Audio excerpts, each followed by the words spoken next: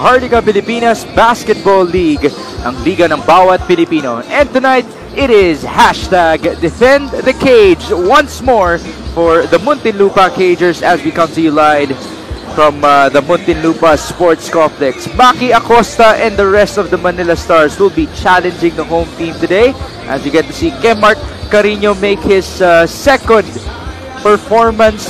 game here in the MPBL, coming off of an 11-point and 16-rebound performance in his debut. Thank you so much for joining us, folks. This is Mix Gomez at your service alongside Javi Palanya. Now, Javi, you did cover the first games of these two teams. That being said, how do you see them matching up? Yeah, Muntinlupa right now, they obviously have the advantage in the front line. Kaya naman talaga, the hands of the Manila Stars will be full once again. So guys like Maki Acosta and Kent Lau will have to step up in the rebounding department, which we will talk about later on as we talk about their previous games. Kay Mark Carino pa lang, 16 rebounds na agad in the previous matchup for that guy. Now, we also have our courtside reporter na si Sheila Salaysay. Sheila, kamusta naman dyan? Magandang gabi, Migs and Javi, at syempre sa lahat ng ating mga kaligang nanonood dito sa loob ng Muntinlupa at nanonood din live stream sa ating Facebook, of course, N1PH. These two teams have contrasting game results in their previous matches, pero isang pagsubok para dito sa Manila kung kaya na ba nilang makuha ang kanilang unang panalo, lalo na meron silang pang-anim na kalaban ang home court ng Muntinlupa. Ano sa tingin nyo? Well, it is back-to-back hashtag Defend the Cage for the Muntinlupa Cagers. Ito namang Manila, this is also their second time playing in this very venue sa Season 5 ng MPBL. Let's break down that previous game of Manila. It was a loss against one of the titans now, the MPBL, the Bacoor City Strikers. Happy, what happened in that matchup? This was a retooled Bacoor City Strikers and they faced the full wrath of that team. 76-62 yung naging score dyan. Rebounding 47-38. This is precisely why Manila lost this game. When you give up the rebounding department in one game, you all automatically give up the victory easily to the other team. 15 of those rebounds came from Marquis and a lot of those came on the offensive glass. Kaya naman nagkaroon ng 17 second chance points as gets only 6 for the Manila Stars. So in this game, they will really have to step up and prevent the guys of the Muntinlupa Cagers from getting second chance opportunities kasi doon nabuhay yung frontline ng Muntinlupa in their first game. So mula Marquis, kay Mark Carino naman ngayon ang kalaban nila Muntinlupa in their previous matchup. That was a great game because this venue was jam-packed, Javi. A 10-point win against Parañaque. Yeah, and even if Parañaque was able to out-rebound Muntinlupa by 2, yung second chance points na i-convert naman ng marami nito Muntinlupa Cagers as against only 13. Parañaque had 60 rebounds in that game but they only were able to convert 13 second chance points and obviously they dominated the paint 36-22. So look for Muntinlupa to go once again to their front line to go and get scoring opportunities para sa kanila. Pero hindi rin naman biro yung mga guardian nito Muntinlupa Cagers. You have guys like Ian Melencio, Dave Moralde, JJ Ilagan who can create offense for you and that's why Muntinlupa is one of the contenders right now in their division this season. That is the perfect word to say, contender itong Muntinlupa dahil nga it's a good combination of young guns and veterans. Now we turn you over to Richard Campos for our starting lineups. Your Muntinlupa Cagers, live at MPBL FB page, YouTube channel, and 1PH. This is the 2023 OK Bet Manny Pacquiao's MPBL Season 5 presented by Extreme. Let's now meet the starters, beginning with Manila Stars. Starting at guard number 5, Gio Espuelas. Playing center number 7, Kent Lau. Power forward number 10, Maki Acosta. Also at forward number 11, Reggie Boy Basibas. And at one guard number 18, Marcy Arellano. Manila Stars is led by Tylon Darwan, assistant coaches Johan Dumlao, Bimbot Anquilo, Maman Ulit, and Abby Mangarayan. Team manager is Richard Castro. Head of Basketball Operations, Ryan Ripalda. General Manager, Ado Salazar. Team Governor is retired General Cesar Mancao. Team Owner is Raymond Ang. And now, the starting unit for your Muntinlupa Cagers. Cagers! One guard, number 2, Chino Mosqueda. Coming in at center, number 3, Kemar Carino. Power forward, number 9, Oxford Ruwaya. Guard number 12, JL De Los Santos. And at forward number 31, your very own from Alabang, Muntinlupa, B-Boy Engio. Muntinlupa Cagers head coach is Jack Ascueta. His assistants are Al Vergara, Raymond Valenzona, and Jerry Andalion. Coaching consultant is Aldrin Morante. Head of basketball operations is Vince Harder. Assistant team manager, attorney Francisco. Team manager is Kaiser Galvez. Team owners, attorney. It is hashtag Defend the Cage Part 2 for the Cagers in this season. Chino Mosqueda, JL De Los Santos, Kemar Carino, Ford Ruaya, and B-Boy Engio will begin for the home team. And as for Manila, we have Marcy Arellano, Gio Espuelas, Kent Lau, Maki Acosta, and Reggie Boy Pasibas beginning for them. Thank you so much for joining us, folks. This is Biggs Gomez alongside Javi Palanya and Sheila Salaysay. Now, in our pregame, Javi mentioned and really emphasized the rebounding part for the Manila Stars in this game. And how about the starting lineup? We have Marcy Arellano accompanied by 4 tall players. Yeah, and I'm sure Coach Tyler will really prepare themselves well in their pre-game preparations para makakalaban itong Muntinlupa Cagers, because it is no easy feat going up against Muntinlupa in this very venue. Kasi kitang-kita mo naman, punong-puno na naman tayo dito sa Muntinlupa Sports Complex. This is how it was in the inaugural season of the MPBL, where Muntinlupa reached the finals against Batangas City. Miss at the corner, and here is Ford Ruaya rocking some blue hair for MPBL Season 5. Mukhang talaga nauusong colored hair this season, ano? Ibang-iba talaga eh, no? Iba't iba yung mga kulay na nakikita natin. De Los Santos missing inside, but the black shirts will get the ball back. Earlier, we had Mon Mabaya sporting red hair. Oh, that was really red. That's how I describe it, really red. Mosqueda, good play to the blue-haired Ford Ruaya. Great baseline out-of-bounds play by the Muntinlupa Cagers. Poor defense right there on that inbound by the Manila Stars, leaving Ford Ruaya wide open for that point-blank shot. The other end, Basibas is fouled. Now, this could be sense, or at least a source of worry, no, for Muntinlupa if Kemar Carino gets into foul trouble. Yeah, you wouldn't want your main big man getting into foul trouble early on here. Alam naman natin how vital he is on both ends of the floor para kay Coach Jack Ascueta. On defense, he is able to change shots, swat shots away. On the offensive end naman, he creates a lot of second chance opportunities for them and is able to get those drop passes. At yung kumpiyansa ng mga shooters nila and playmakers nila to get shots from the outside with him down low. It is Reggie Boy Basibas scoring the first 2 points for Manila in this game. To all the early score, minute and change gone by. De Los Santos giving it to Ruaya. Lumalabas si B-Boy Engio, who has been one of the favorites of this cage for the past couple of years. The most recent all-star of Muntinlupa, missing on that shot. Oh, for Ruaya, getting it back. Second chance, wala pa rin. You just gotta love the effort coming from Ford Ruaya. He just brings the energy. That's the reason why he's in that starting lineup. Turnover here, Mosqueda overcooked it. And as you can hear it, the crowd already feeling the action.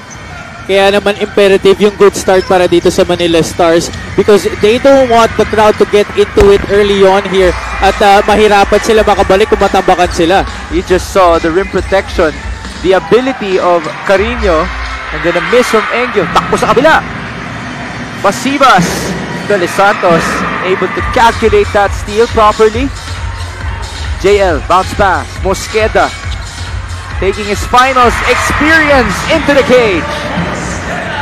Chino Mosqueda, as you mentioned, played for Zamboanga last season, but right now, very much comfortable here with the Muntinlupa Cagers. Second straight game starting this season para sa kanilang koponan. And he actually played very well last game against the Parañaque Patriots. 11 points in 27 minutes for Chino Mosqueda, who's normally known for his defense. Right now he's covering Espuelas. That guy known for his offense. Acosta missing from 3. 42-hour score. Almost 3 minutes gone by. De Los Santos. Ruaya. Lumalabas. B-Boy Engyo. Carino. For 3. Too strong. Oh, that could have blown the house down. But that's a shot that he has developed over the years.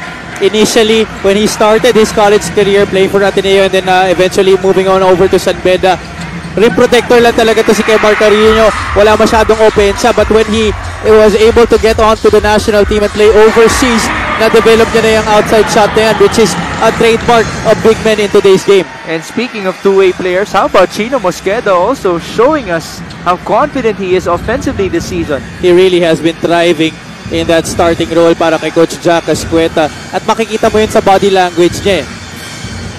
Here's Marcy Arellano breaking down the defense. Kent Lau, too strong. Rebound, tapped away, and it's obtained by Chino. That's a good dribbling move that forced the foul from Kent Lau. Because Manila is the smaller team here as we look at this move, we bring you this epic move of the game in partnership with OKBet. Together, we win. Chino Mosqueda skying high and using the offhand. He has actually had that athletic ability ever since na nakakapag-finish naman talaga siya. He has just not been able to get those kinds of opportunities last year with Zamboanga because of the offensive firepower that the family's brand Sardines had. But going back to what I was saying earlier, Manila, because they are the smaller team, they have to be able to hit those outside shots. So guys like Kent Lau and Maki Acosta should be able to fire away from downtown. Well, that is what they're known for. They do have the range. Couple of stretch fours in that lineup for Manila. Arellano. 1-2 and the pass. Acosta. This time he will drive, tapped away in favor of Manila. But of course, Muntinlupa very wary of the shooting ability of these players on the floor. Acosta, Kent Lau, even Reggie Boy Basibas. Kaya makikita mo ang bilis ng defensive rotation nila every time these players receive the pass. Ang galing, no? Basically, lahat ng bigs na yan kaya tumira sa labas. As Lau gives it up to Acosta with 3 on the shot clock. Arellano. They go to Espuelas, who loves that mid-range.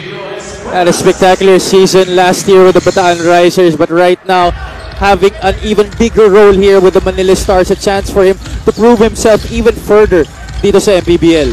Here's Ford Ruaya, who has proven himself time and time again, missing on that shot at ibababa ni Marcy. Yeah, mga tipo ng player ni Ford Ruaya, di yan nawawala ng trabaho dito sa ating liga. Kaya kada taon, nag-iiba ang kulay ng buhok. As Marcy Arellano misses on that layup, but he will go to the line. Marcy Arellano missed all of his 5 field goal attempts in that last game. It could only score a single point. Wasn't really too aggressive, but he, as usual, was able to distribute well to his teammates and made them look good. But I think his scoring will come in handy in today's game. 9 rebounds and 11 assists for Marcy, almost a double-double. As we go to Sheila Salaysay. Manila had a daunting task in their 2023 opener facing Bacoor. Pero Coach Tylon mentioned they had lapses on their defense. Isa ring naka-apekto sa kanilang performance ang hindi pa sila nagkakaamuyan dahil tulad ng ibang teams, bago pa lang silang magkakasama. Playing against the Cagers, inaasahan ni Coach Tylon na gagawa ang sino mang ipasok niya. Also, having Dan Sara and Kyle Napes, makakadagdag ningning ang dalawang veterano na to para masungkit ng kanilang unang panalo. Guys? Kyle Napes and Dan Sara are definitely good pieces for your team to complement a leader in Marcy Arellano. But we also have to remember that as much as we say that they are a new team, there's a Quezon City core that we're seeing here. That's correct. Even the coaching staff and part of the management group is here para dito sa Manila Stars, transferring on over from that Quezon City franchise last season. It's now 6-5. Dave Moralde back in Muntinlupa. Paborito niya yung ganyan eh. Going under yung kilikili shot eh, no? UP pa lang. That's what he's known for. Take a look at it. Those big hands coming in handy in these kinds of plays. Going up and under the defense of Gio Espuelas. At isa pa to si Dave Moralde, makita mo rin na iba yung confidence na pinapakita niya in the early goings of this season because he feels like he's back home here with Muntinlupa as opposed to his stint last season with Bacoor City Strikers. This free throw is brought to you by Extreme Appliances, ang subok at kompletong appliance brand ng Pilipinas. Dave Moralde was part of that inaugural season finals team of Muntinlupa kasama sina Chito Jaime and Alan Mangahas that reached the finals. Actually, once playing head coach para dito sa Cagers at some point. Oh, what a career it has been for Dave Moralde. Almost a steal for Ian Melencio. Acosta challenging the defense. Oh, that's a good tap. And that is what Kyle Napes is known for, these offensive rebounds and putbacks. And that's necessarily what you have to do if you're Kyle Napes trailing that play. You saw Maki Acosta getting challenged right there by Kemar Carino. So effectively, nawala na yung ability ni Kemar Carino to get that defensive rebound because he challenged Maki Acosta for that shot, which leaves Kyle Napes wide open to get that second chance opportunity. Napes at the line. We did see Ira Pablo Napes watching earlier. Ayan na siya.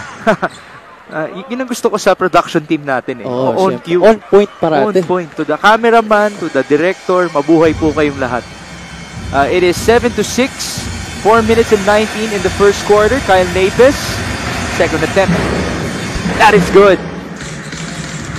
Remember, Napes last year, he had a couple of double-doubles to his name. And tama si Sheila kanina when she said that he is an important piece together with Dan Sara in making this Manila Stars team stronger. They did miss their production and their contributions last match. Ooh, Chino Mosqueda.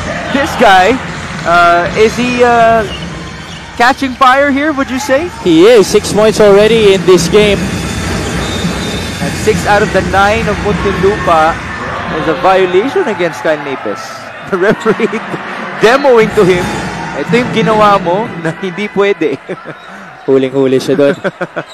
And now Napes is pleading his case to another referee. Okay, so balik tayo. 9-7, home team up by 2. Jesse Saitanan demolishing Napes, and he kicks it out. Mosqueda, he is catching fire. 3-pointer for Chino. He is totally feeling it, and the crowd is loving it here inside the Muntinlupa Sports Complex. Chino Mosqueda reintroducing himself to the MPBL fans. I'm not just a defender, I can shoot as well. And what a way for him to find a new home. We did mention he takes his finals experience playing for Zamboanga onto Muntinlupa, and he can now be one of the newest crowd favorites inside the cage. 9 points for Chino, and it is a 5-point lead for the home team. Yan ang liga ng bawat Pilipino sa Luzon, sa Visayas, sa Mindanao. MPBL na. Yan ang liga ng bawat Pilipino sa Luzon, sa Visayas, sa Mindanao. Sa Luzon, sa Visayas, sa Mindanao.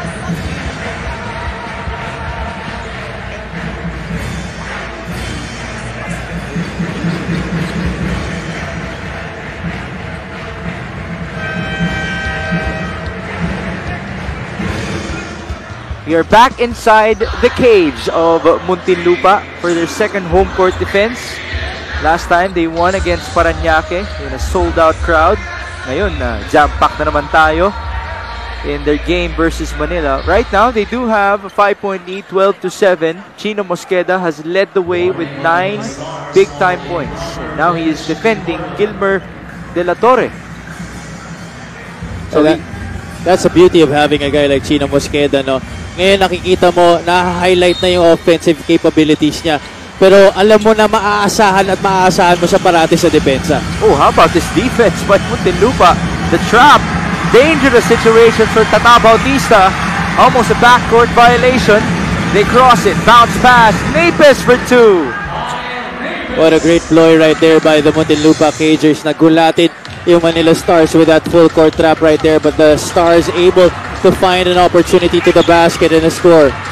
Jesse Saitanan almost got another assist after demolishing another defender, but there was a miss by Dave Moralde. Dansara lost the handle, regained it. Ooh, a block by Jesse. Recovery, no good for Lazarte. What a rebound that was! Ian Melencio running, passing. Mangolino, no good. Wala pa rin, Mangolino. Couple of misses.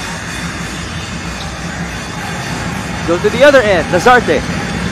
Tried to spin, back and forth. Lazarte, sinubukang panggain si Jesse Saitanan. I'm not sure if that's the best idea, but the Muntinlupa fans will take it. Just unfazed right there by the hulking presence of Jesse Saitanan, and Lazarte really put it upon himself to get that basket para sa Manila Stars, and he will be credited with 2 free throws here. Charles Justin Lazarte played 12 minutes in their previous game, scored 4 points. Now he brings in the confidence against the bigger Jesse Saitanan. There's Charles. Oh, you gotta admire him though for not backing down. Second free throw is good. The lead is just 2 points.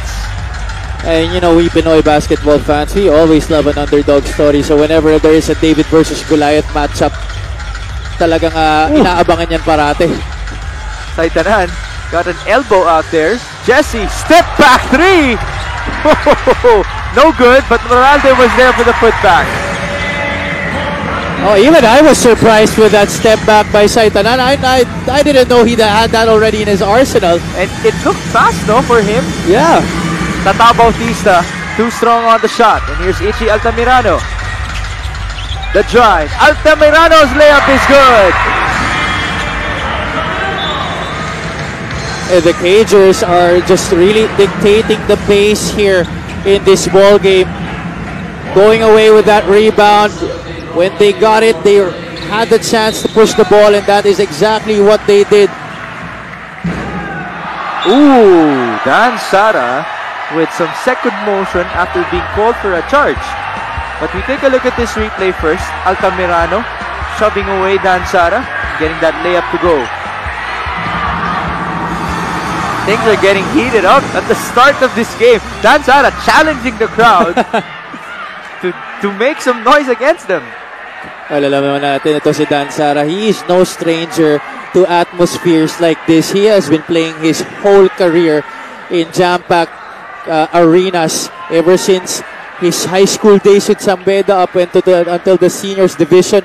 At right now, dito sa kanyang MPBL career.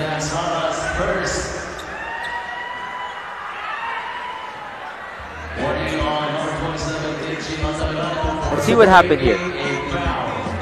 May tula kasi doon si Ichi Altamirano. And Dansara gave him a little chest bump.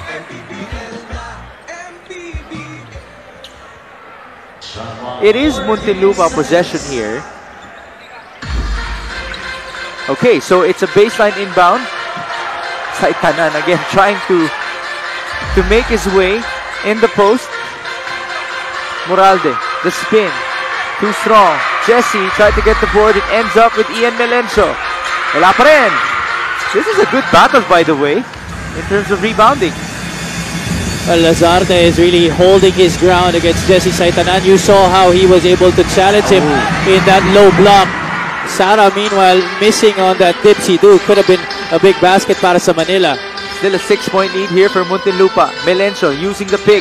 Ian breaking down the defense, kicking it out to the head coach of Manila. That's a turnover for Ian Melencio. Full court defense continues for Muntinlupa. Here's Lazarte against Pangalino this time. Kick out. Napes, you have to close him out because he will make you pay. Beautiful big-to-big action right there para sa Manila Stars. Lazarte putting the ball on the deck and kicking it out to a wide-open Kyle Napes that had Jesse Saitanan drawing out for that closeout, but he was just too late. That's a lot of space right there for Napes, making it look way too easy. The perfect spin for that basketball, and it's all net.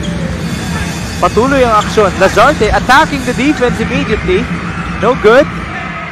And here comes Ichi Altamirano. The drive. Ooh, tough layup. Takbo sa kabila. Bautista. Corner. Napes. Sara. Wing. Another good look, but it's too strong. Kyle Napes making the right play there, going to the open man and making that extra pass, but Dan Sara just could not connect on that three-point try. 10 seconds remaining in the first. Ichi Altamirano. Ooh, the pass at the last segment. Mangalino recovering it, and the short stab is good. That would do it for the first quarter in this game. It's already getting heated up, at least for our players and the fans, which you definitely love in home court games. Yeah, and you just love the competition that the Manila Stars are showing right here on the home court of the Muntinlupa Cagers, because kahit papaano naibabaw out nila yung crowd with the shots that they're trying to make, no? And Gio Espuela is able to get the jump shot right there, but the courage of the front line of Manila to go up against the much taller front line of Muntinlupa, just very applaudable so far in this first quarter. So Ken, they actually put up with this for the next 3 quarters, because Sheila did mention that they're going up against a unique kind of 6-man here inside the cage. The score after 1 is 18-13. Laging iisipin, sa droga ay huwag paalipin. Buong bansa'y magsama-sama. In 5, 4, 3, 2, 1. MPBL na, MPBL na. Yan ang liga ng bawat Pilipino. Sa Luzon, sa Visayas, sa Mindanao. MPBL na. Yan ang liga ng bawat Pilipino. Sa Luzon, sa Visayas, sa Mindanao.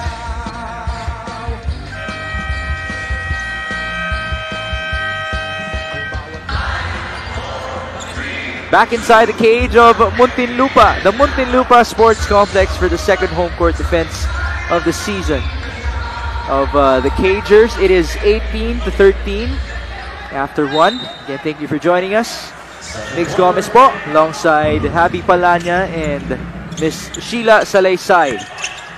Another strong drive here. Lazarte really getting physical against Muntinlupa. He's been getting the opportunities, kaya lang the shots haven't been going down para sa kanya from close range. As you look at the first quarter field goal story on your screens, not really good percentages from both squads.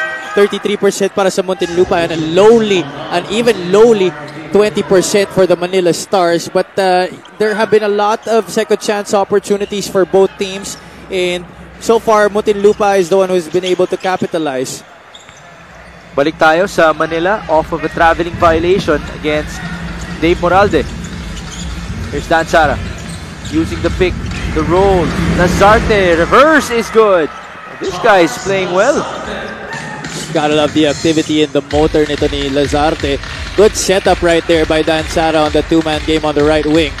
Very aggressive, no? Offensively. Even as an undersized power forward. Moralde will fire. Off to the right. Rebound. That's out of bounds in favor of Manila. We bring you this epic move of the game in partnership with OK Bet. Together we win. Pick and roll action straight to the reverse. And Charles Lazarte delivers for Manila. Romel Mangalino just late on that help defense, but nifty move right there by Lazarte. As soon as he saw the help coming, went for that reverse on the other side of the basket. Ito ngayon ng Manila. Bangkao. Acosta. Swing it to the right. Tata Bautista. Kyle Napes. Straight away. Off to the right this time. And Cordruaya gets the rebound. Forward pass. Mahina. Baba ni Dan Sara.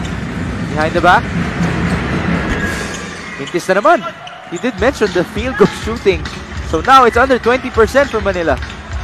Ian Melencio, short on the layup. One more try here. Wala pa rin. Good block for Maki Acosta. Maki Acosta, good defense right there, but he has not been able to hit from downtown yet in this game. In fact, Manila has only had 1 3-point field goal conversion sa ating laro. That was courtesy of Kyle Napes earlier in the first quarter. Marcia Arellano will check back in. Tata Bautista ang kanyang papalitan. By the way, it's good to see Tata Bautista back in the MPBL. Last time nakita natin siya kasama si Dennis Daa pa. Basilan Steel. That was the second season of the MPBL. Clark Bautista still trying to establish some sort of rhythm sa kanyang kupunan. Hindi pa siya masyadong nasa setup ng kanyang mga teammates. 18-15. Marcy Arellano, who had almost a double-double in their previous outing. Dan Sara. Some space. Acosta trying to seal. Instead they go to Kyle Napes. Mancao. Losing Ian Melencio, and Mancao puts it in. Well, I was about to say that Maki Acosta should have taken that shot because he was already free from the top of the key. But Mancao able to drain that difficult jumper from the short corner. Quick attempt from Altamirano. Mancao, lefty, back-to-back baskets for him. And a timeout is called because the lead is now with the Manila Stars. It seems that Mancao has been able to get that rhythm off of that difficult shot that he hit after he put Ian Melencio on the floor. There you go. That was that baseline jumper. And here is the pull-up in transition, seeing that the defense of Ichimo Altamirano was a tad bit too late. Went up for that jumper. 19-18 is the score. Ang bawat bayan ay sumasaya kapag may labay nagkakaisa. Luzon, Visayas, Mindanao, basketball na. Ang bawat labay pinaghandaan, kaya yung bayan nilang pakbakan. Todo suporta ang lahat sa kanya-kanyang pupunan. Basketball na muna tayo, iwasan na ang mga bisyo.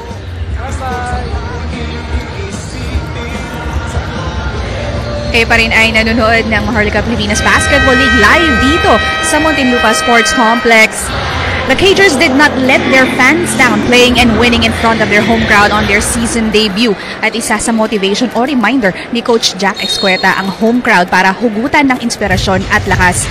At dahil inspirasyon din para kay Coach Jack playing on their home court, confidence booster naman para sa kanya na nagkaroon siya ng free hand to handpick the guys who either played for him or for Muntinlupa. They are still a work in progress at alam niyang palaban ang kalaban, kaya biling niya kailangan nilang makasabay sa toughness o tibay ng Manila kasi kung hindi, yari sila. Make sense, Javi? Well, you have to love the fact that there is some chemistry already coming into this season for Muntinlupa because as Sheila said, either kilala sila ni Coach Jack or taga Muntinlupa na sila dati pa. Yeah, and talagang yung management team rin ng Muntinlupa Cagers prior to this season, they made sure na meron talaga silang oras para mag-prepare, a considerable amount of time to prepare for this season because they want to redeem themselves from their poor performance last season in their opinion. Kaya naman ngayon, pati yung crowd, binalik na nila dito sa Muntinlupa Sports Complex. This was something that we didn't see last year. Last year was actually uncharacteristic kasi yun yung season na biglang naubos, nawala yung fans. Even though at some point in the season, they had a good run, di ba? They had a good run at one point. Because hindi rin naman biro yung team na yun. I mean, that had B-Boy Engyo, who is one of the holdover, I think the only holdover from last season's roster. Tapos meron pa silang Harold Arboleda. Pero marami din pilay eh. Yun yung naging problema nila. Mac Montilla was gone for the longest time. So definitely, this is a good and promising lineup for this season. Here's B-Boy. Yan, pinay din yan last year. For the majority of it, turnover for Engyo. Marcy getting it back. They go to Dan Sara. Back to Marcy. Going left. Arellano getting the foul. Coach Tyler Darwin utilizing a two-point guard lineup here on the floor at this point. Look at that. Sara handoff to Marcy Arellano, who saw that it was only Ford Ruaya there challenging him in that interior, attacking it right away, knew that he would be able to draw the foul, and that is exactly what happened. But do you think we should get used to seeing Marcy Arellano and Dan Sara together on the court? Oh yeah, I mean, hindi mo rin naman pwedeng iupo na matagal si Dan Sara sa bench, no? So for you to be able to utilize them, they will have to know how to coexist on the floor. And I think these are very mature players. These are very intelligent basketball players who know how to give way to each other when they are on the floor. And know that Marcy will be the one heading the offense. Dan can play a lot of the off guard para dito sa Manila Stars. Imagine having these two in clutch moments. Such a luxury for the Manila Stars. Kemar Carino back in this game. Trying to steal. They go to Labarda. Mid-range. Off to the right. Rebound to Dan Sara. Manila playing smaller here with 3 guards. Marcy using the pick. They go to Maki. Acosta taking his time. Pass at the last second. Help from B-Boy. Bodies on the floor. That's a good effort mula kay JL De Los Santos forcing the jump ball. JL De Los Santos really playing spectacular defense here para sa Muntinlupa at that guard spot. But let's look at that move by Maki Acosta. It seems that Kent Lau wasn't expecting that pass anymore on that cut. But anytime you make that cut, you have to be ready. So hindi mo pwede maging excuse na di ka nakatingin. But because at the last moment, the offensive player with the basketball has to make an emergency pass. It's 20-19 right now. 14 seconds on the shot clock. Under 5.5 minutes in the second. Engyo trying to create space. Bodying up Marcy Arellano. No good. Mangalino on the putback. The second chance opportunities have been far and few in this game para sa parehong koponan. But Romel Mangalino able to make one right there and capitalize on that opportunity. 4 points down for Mangalino. How about this guy with all the confidence in the world? So now Mancao is up to 7 points. Oh, he's made his last 3 shots. B-Boy Engyo, mabilis na sagot sa kabila. Mancao try to get it back. The defense has been there, as you mentioned, from JL De Los Santos. Chino Mosqueda, short. Ball tapped away in favor of Muntinlupa. At alam mo ba kung bakit matindi itong dumepensa si JL De Los Santos? Bakit? Dahil player siya ni Coach Louie Gonzalez. Ayun naman pala. Shout out to Coach Louie as this 3-point shot is brought to you by Extreme One-Stop Shop Appliances. It is Jason Mancao, his first 3-pointer in this game. His jump shot is looking good. Lefty shooter right there. They're looking very confident right now after making his last 3 shots. De Los Santos with Coach Louie watching at the sidelines. Turnover! Oh no! Balik tayo sa Manila. That is very uncharacteristic from Dan Sara and Marcy Arellano. A miscue at half court.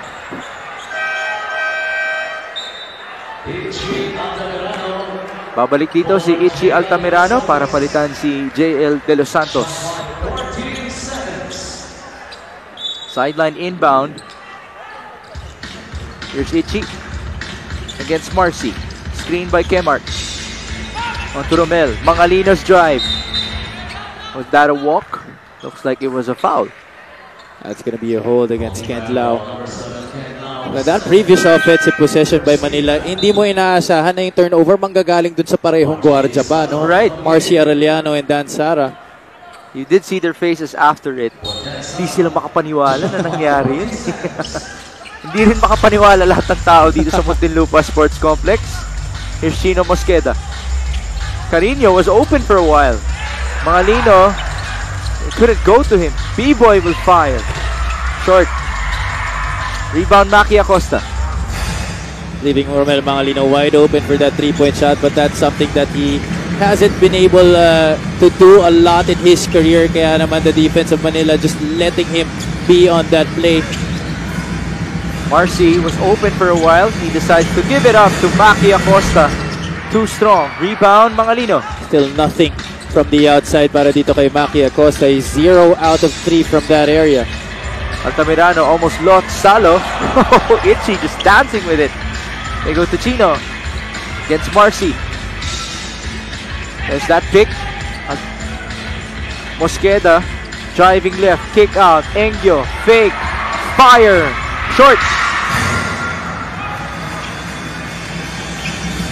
Kabila, Acosta. Marcy Arellano walking back here. Naki will fire. Wala pa rin. Inside, outside, it has been a struggle in this match para kay Maki Acosta. Some shots, muntik nang mahulog. He just couldn't get the bounce. No foul here. Back and forth we go. Salov being challenged by two defenders. Acosta is still on the floor. It looks like there's gonna be a foul laban kay Romel Mangalino.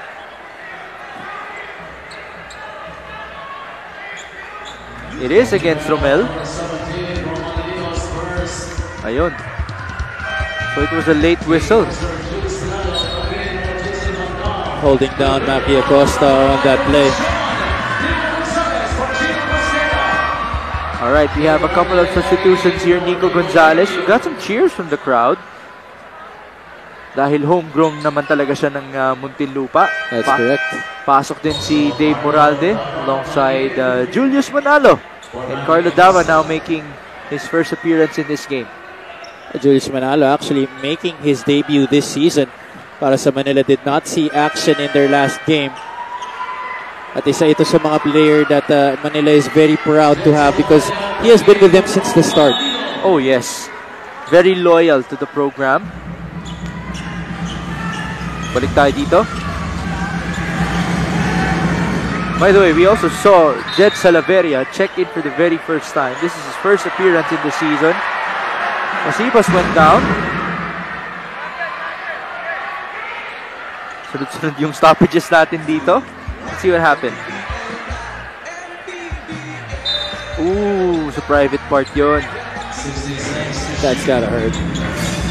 But he's okay. Reggie Boy now using that screen and he will fire. No! Napaganda pa para kay Reggie Boy Basibas. Telling everybody that, yes, I am okay. I've fallen twice in this ball game, but it hasn't hampered my shooting touch. He gave the lead to Manila, but the lead is back with Muntinlupa off of that three-pointer from Dave Moralde. Only the second three-point shot of Muntinlupa in this game out of 7 attempts. Kent Lau, that's a push, an obvious offensive foul against Reggie Boy Basibas. Also great acting job by Dave Moralde in selling that call. Nakatulong din yung hairstyle ni Dave Moralde. Mahaba eh. Nag-flip eh. Take a look at this drive and kick. Ichi Altamirano finding Dave Moralde at the corner. 1, 2, 3. That's a la Kawhi Leonard right there from the corner. Nico Gonzalez, kick out. Altamirano, they go to Carino. Three-pointer. Back-to-back threes for Muntinlupa. And there you go. That is that celebration that we've been waiting to happen since the first quarter when he hoisted up his first attempt. And you can really hear the wrath of the crowd here at the Muntinlupa Sports Complex. They have waited for years for a talent like this. Kay Mark Carino, delivering from downtown. Nauuso na ngayon yung mga tulad ni Victor Membanyama, mahahaba, may shooting, may dribbling, can do everything on the floor. Kay Mark Carino could be a very promising talent for the Cagers. Pilipinas Basketball League.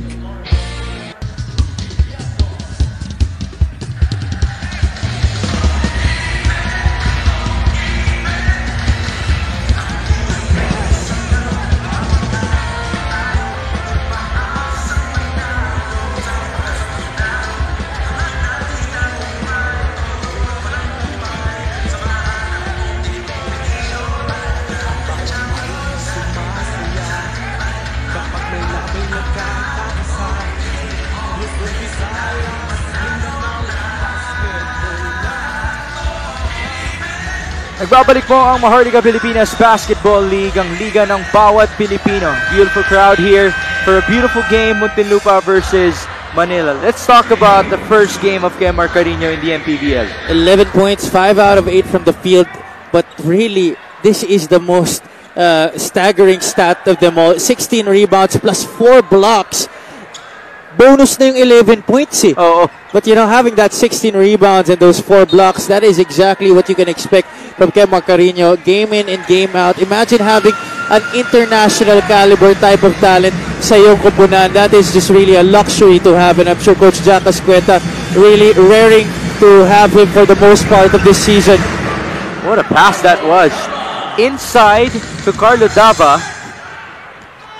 That's coming from Julius Manalo, who's now defending Ichi Altamirano, who loses Julius. Could have been back-to-back threes.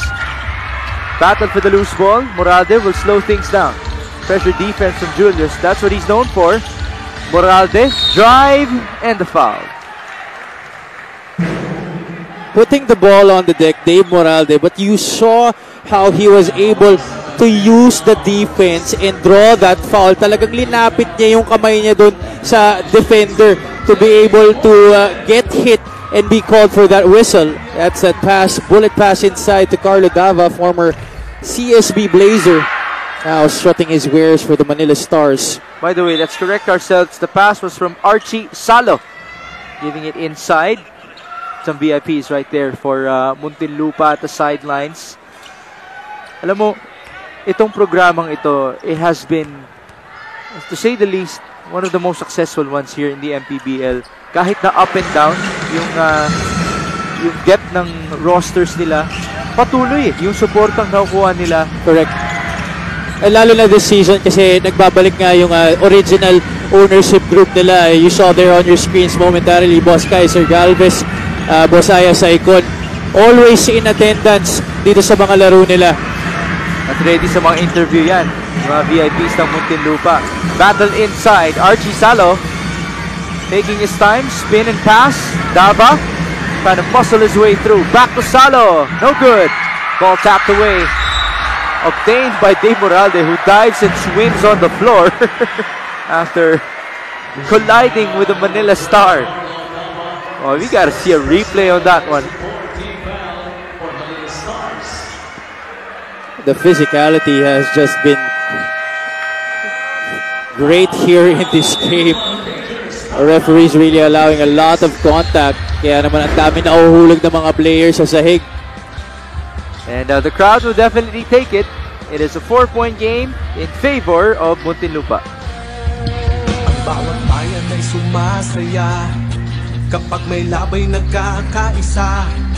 Luzon, Visayas, Mindanao, basketball na.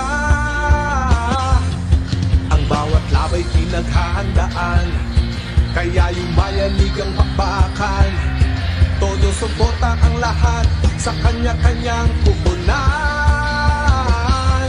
Basketball na muna tayo, iwasan na ang mga bisyo.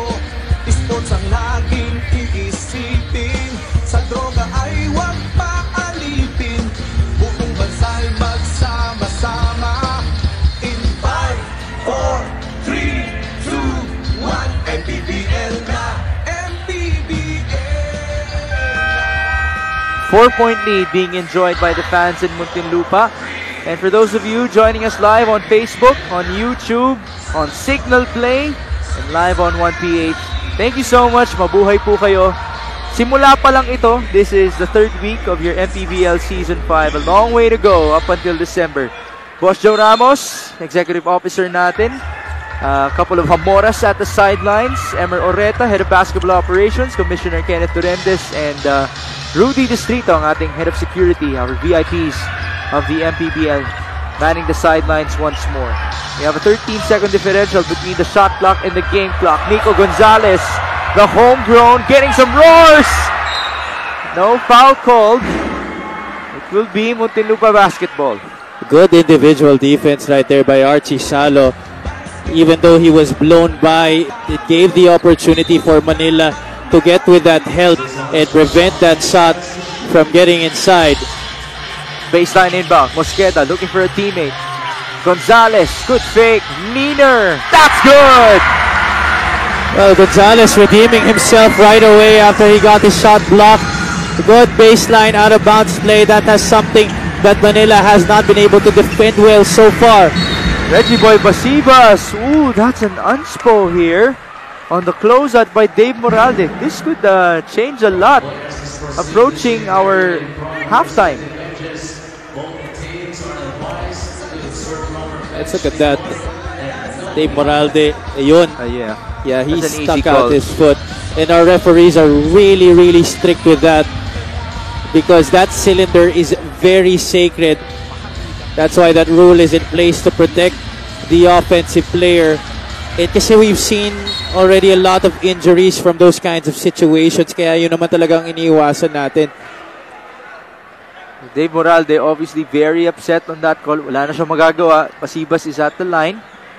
Yeah, because even if you did not intend to hurt the offensive player, kung yung motion ng action mo, yung action lang naman talaga ang ginajudge ng referee dyan eh. Kung nakita nila na nakasakit ka dun sa offensive player and it was detrimental to the offensive player, then they will not hesitate to call that unsportsmanlike foul. That's the thing about life, Javi. It's never about intention. Always about effect. Lalim ng hugot mo. Lalim nun. By the way, this would give us time to give a shout-out. Shout-out tayo sa investment specialist, Team C from OKBet. Yan, meron po silang representative na nagabot ng papel sa atin. So why don't we give them a shout-out here. OKBet, of course, one of the major sponsors of the MPBL. 33-29 our score. Reggie Boy is at the line. These are 3 free throws plus ball possession pa para dito sa Muntinlupa Cagers. So they have a chance to get within 1 or even tie this game right before the half. Just like that, no? Could be a 6-point swing. They have 3.6 seconds remaining. Sideline inbound. Couple of players popping out. Ooh, that's a double dribble. So Muntinlupa will have the last chance here. Archie Salo unaware that he already put the ball on the deck once. Should have went on over to Kent Lau, who was already free for the 3 at the top of the circle. Mosqueda will go to Moralde to beat the buzzer. Almost did it. But they'll take it. Muntinlupa with some smiles coming into their locker room. It's only a single possession ball game though, folks. So stay tuned because this can definitely go down the wire. 33-30 at halftime. Now we lead you into our top 10 plays of the week. Basketball na muna tayo. Iwasan na ang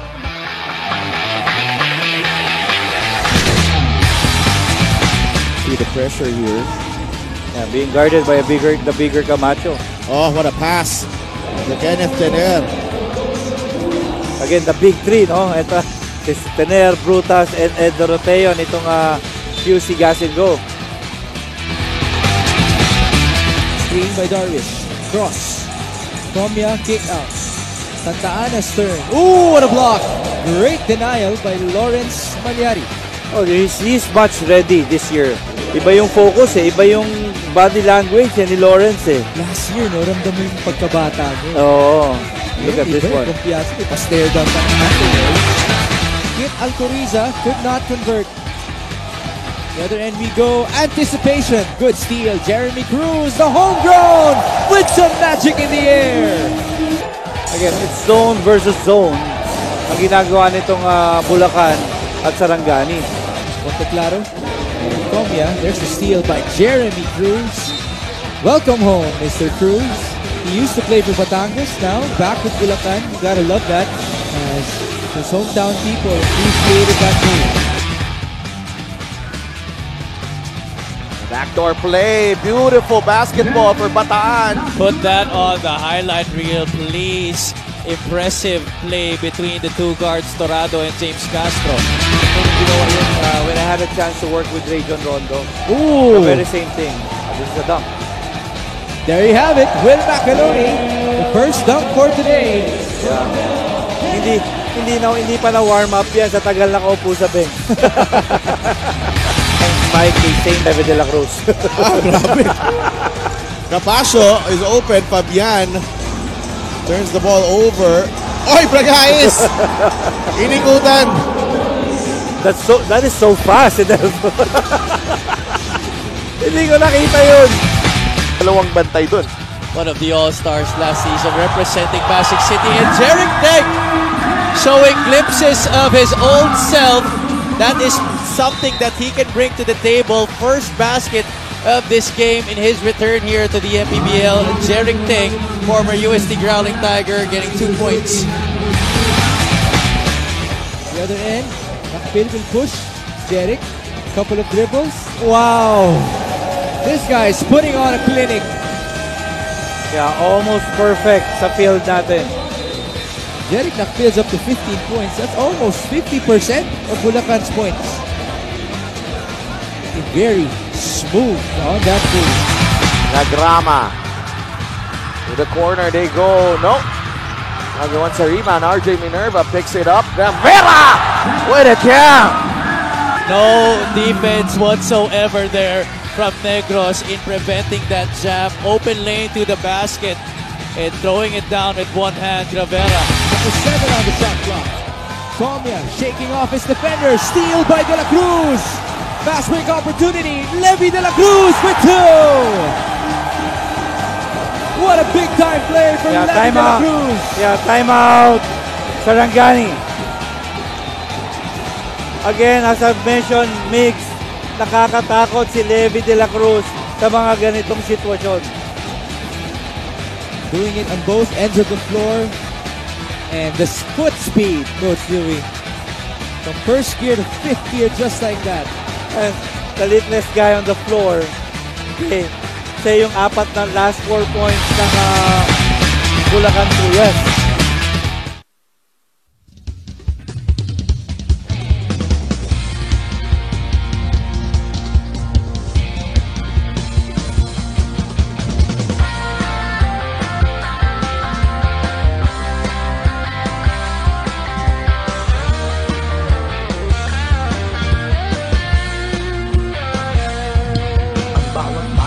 Sumasaya kapag may labay nagkakaisa. Luzon, Visayas, Mindanao, basketball na. Ang bawat labay pinaghahandaan, kaya yumayanig ang bakbakan. Todo suporta ang lahat sa kanya-kanyang kupunan. Basketball na muna tayo, iwasan na ang mga bisyo. Sports ang laging iisipin, sa droga ay huwag paalipin. Buong bansa'y magsama-sama.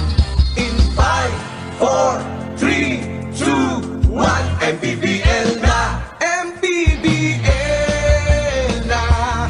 Yan ang liga ng bawat Pilipino, sa Luzon, sa Visayas, sa Mindanao.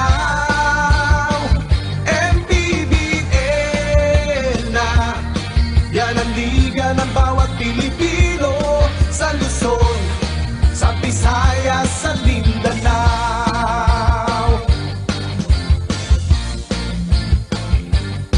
Ang bawat laban ay nakakakaba dahil sa husay ng bawat isa.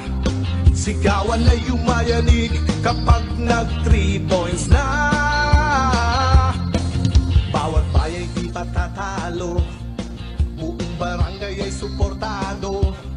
Kahit ano ang mangyari, sama-sama tayo.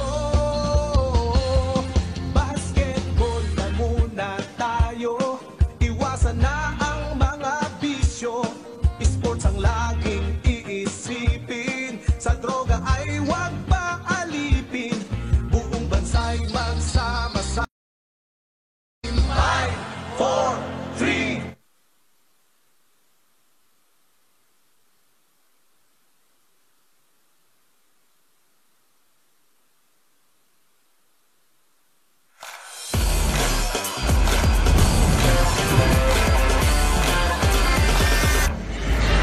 You are still watching the the 2023 Maharlika Pilipinas Basketball League live here sa Muntinlupa Sports Complex. And for this halftime, makakasama natin the head of basketball operations, Ryan Ripalda of Manila Stars, and of course, Attorney Jamina C, the team owner of Muntinlupa Cagers. Pero umahin ako muna kita, Sir Ryan. First 2 games nyo, mabigat agad ang nakaharap ninyo. Pero natapos ang first half, dikdikan ng laro. Now, what do you think? Saan kayo nagkulang in your previous game na gusto nyong punan para makabawi for tonight? Yung last game namin, medyo hindi namin na-convert yung mga open shots namin towards the end. So, yun yung medyo nagkaroon kami adjustment during our game prep. And now we stick to our game plan. and we still push the ball, we still find the open teammates, and we defend. Meron ka bang mensahe o gustong pasalamatan? Yes, una nagpapasalamat ako sa mayor namin, kay Mayor Hani Lacunapangan, kay Vice Mayor Yul Sebronieto, sa One Manila Org, sa lahat ng Batang Maynila, sa Macbeth Family, Team Rebel Sports, Daily Tech, kila General Cesar Mancao, Colonel Danny Enriquez, and sa Connoisseur Shoes. At yun lang po. Maraming salamat Sir Ryan Ripalda, Attorney Gemina. I'm happy to see you again. Isa sa mga well-loved talaga ang venue ng Muntinlupa. Of course, maingay, mainit. Pero sa inyong pagbabalik sa panibagong season na ito, sabi nga nila, how will you defend the cage? Of course, number one, sinimulan natin yan sa selection process. Pinili natin yung mga, sa tingin natin, yung pinakamagagaling at matitinong mga players and members ng team. Pangalawa, matatataw. At syempre, yung pag-ensayo na ginagawa natin everyday and training para lalong mas ma-enhance yung talents ng ating mga team players. And number three, of course, the motivation and support na binibigay natin sa ating team para ibigay ang kanilang best sa bawat laro at para talaga namang ma-defend natin ang cage for this season at maiuwi natin ang trophy. Ayan, well, speaking of lahat ng sumusuporta sa inyo, mayroon ka bang mensahe or pasasalamat? Ayan, so number one, we would like to thank our sponsors, Paramount Logistics, Angeles Resorts, Pereo Moto District, ang Sea Law Firm, Gemina Sea Foundation, and binabati rin natin ang lahat ng mga Muntinlupeño at yung mga kababayan ko dyan sa Marilao, lalo na yung mga taga-barangay Loma de Gato. At babati rin ako ng isang maligayang kaarawan kay Mary Jane Gumba at syempre sa ating mahal na Mayor, Rufy Biason. Happy birthday, Mayor! Maraming salamat, Attorney Gemina, of course, from Muntinlupa Cagers and Sir Ryan Ripalda of Manila Stars. Migs and Javi. Thank you, Sheila. Halftime score is 33-30 in favor of the home team, and the first half did not disappoint the fans here. We did see in the first quarter some players getting heated up. The physicality has been there, the energy has been there, and it's a good amount of talent that we're seeing on the floor. Yeah, and you know, despite the sloppy percentages of both squads in our opening half, yung physicality talagang nagdala dun sa entertainment natin dun sa first two quarters, and both of these teams is really competing at the highest level for this victory. Chino Mosqueda coming away in double figures in that first half and really entertaining the crowd. Kyle Napes able to hit from the outside, the only three-pointer made by the Manila Stars in that first half, and that is something that they will have to increase come the second half because they are the smaller squad, and we lamented that during our pregame discussion that kailangan nila makatama mula sa labas to get the defense exposed outside and open up the lanes for their guards like that, parang si Julius Mancao. And because of these missed shots, it has created a lot of opportunities to get rebounds, and the rebounding battle has been tough, but it has been won by Muntinlupa. 30-20 ang naging lamang ng Muntinlupa Cagers in that department, and that is no surprise to us, but I'm sure Manila has put on the conscious effort to try and prevent those second chance opportunities from coming para dito sa Muntinlupa, pero talagang masyadong malaki itong Muntinlupa Cagers, and they're winning the inside points department 16-8, as well as coming away with 6 fast break points compared to just 2 by the Manila Stars, and that's because of the rebounding prowess itong Muntinlupa Cagers. When you're able to get the defensive rebound, that gives you the opportunity to push the basketball without the defense being set and getting easy points in transition. Imagine, plus 15 shots right there for Muntinlupa. Ang pambawing na ng Manila dito ay yung free throw shooting nila, getting 11 more attempts from the line. Reggie Boy Basibas leads the way for Manila with 8.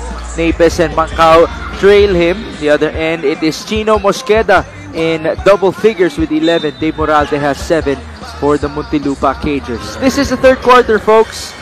Welcome, and please do invite your friends and family to catch this game, which might go down the wire. This is Mix Gomez at your service alongside Javi Palanya and Sheila Salaysay. Kyle Napes getting the bounce on his first attempt in the second half. Kyle Napes successful so far. The only guy in that front line of Manila to be able to hit from the outside. That time that was a perimeter shot from the left elbow. 9 points now for Napes. Pass inside for Druaya coming from Tonton Peralta in his first appearance. Quality minutes in this game para kay Ford Roaya. But you mentioned Tonton Peralta. That is one addition para dito sa Muntinlupa Cagers this season that could be very valuable as we progress dito sa ating regular season. It can actually be considered a mystery as to why he did not play in the first half, because that is how good he is as a player. Last year, played very well for Pasig City as a part of that number 2 seeded team in the North Division. Turnover here due to a shot clock violation for Manila. Actually, one of the leading scorers para sa Pasig City last year. I think the number 2 or number 3 leading scorer para sa koponan ni Coach Ogie Gumatay at that time. And definitely one of their best 3-point shooters. Could be a very big time tool here for Muntinlupa. Nico Gonzalez, by the way, starts the second half. Provided great energy to end the first half. Here's Nico. Going to the corner. Peralta. Drive. Got hit in the face. It's Marcy Arellano who tried to swipe it off. And Toto Peralta not wasting any time as soon as he got that basketball. What was going through his mind was, I'm going to try and get the bucket here. And that's exactly what he did. Put the ball on the deck, attacking the defense, drawing the foul, and now 2 shots coming right up. This free throw is brought to you by Extreme Appliances, ang subok at kompletong appliance brand ng Pilipinas. Tonton Peralta, his first attempt from the field, if you think about it. The whole court, from the free throw line or from gameplay, whether it is 2 points or 3 points, there is the conversion. Shooting stroke pa lang, kita nyo na. Na shooter talaga yan si Tonton. And for the scorer like Tonton Peralta, for you to see that ball go through the net like that, that just adds up to your confidence as you try and attempt your first field goal dito sa laro na to. Actually, nagiging pang warm up yun eh, no? Oo. Para sa mga shooters. You take free throws. That is what Ray Allen does. Or pangsira ng kamalasan. Tama. Kasi minsan, if you're a shooter, you're a scorer, and you are unable to convert from the field, and then you troop to the free throw line, you see that ball go through the net.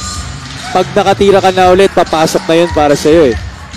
36-32, Carino inside. Good anticipation by Manila. Here's Marcy. No numbers. He's gonna bring it back. Napes on the trailer. Good shooting for him so far, and he continues. Kyle Napes in double figures. He is feeling it. 5 points in this quarter alone para kay Kyle Napes. Good trail job on that transition attack by Manila. Just like that, the lead is 1, but Nico Gonzalez has something to say about that. He's repaying the trust of Coach Jack Ascueta, starting him here in this third quarter. Almost got the charge. Good bounce pass. Bautista onto Espuelas.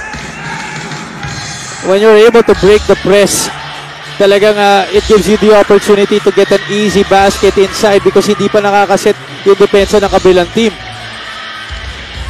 Mosqueda, Ruaya, lumalabas, Peralta. They go up top. Carino, 7 on the shot clock. Tonton will fire. Just too strong. Ball chase. Bautista, 2-on-1. Tata. Good pass. Fake. Napes now at 14 points.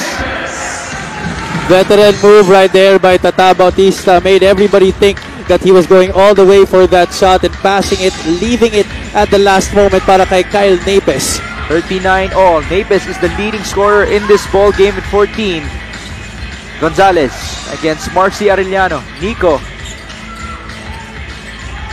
using that pick, swing it over. Carino will fire. Another three-pointer. That's the second three-point bomb for Kemar Carino. You see that confidence, no hesitation despite the outstretched arms of Tanimaki Acosta. And because of the height advantage and the length of his arms, he is able to knock it down despite the defense. Gonzalez swinging it and over to Kemar Carino, and Carino knocking it down, swishing it through the net. You did mention the length. Ang haba talaga. If you look at him, He really towers over everybody. 3-point shooting natin, 4 out of 14 for Manila, 5 out of 18 for Muntinlupa. And you know, Migs, when you have arms as long as that, it's actually very tricky to get a good shooting stroke because sometimes kailangan mo itabingi yung shooting elbow mo kasi nga sobrang haba na ng range of motion mo. Kaya nag-iiba talaga yung bato mo ng bola. We do know a tall guy who does shoot like that, tatabingi. His name is Kevin Durant. That's right. Pero medyo malayo-layong level yun para kay Kemar Carino. Ayun siguro yung idol niya. Pwede. Maybe someone can find out sometime soon. Tingnan natin kung malalaman natin yan mula kay Kemar Carino. But yeah, the wingspan is very long. If you look at his arms, it stretches out to his knees. Napakahaba. He has big hands as well. Here's Kyle Nepes. Just too strong on that one. Ruaya gets the rebound. Gonzalez ngayon ang magbababa. 3-point lead for Muntinlupa.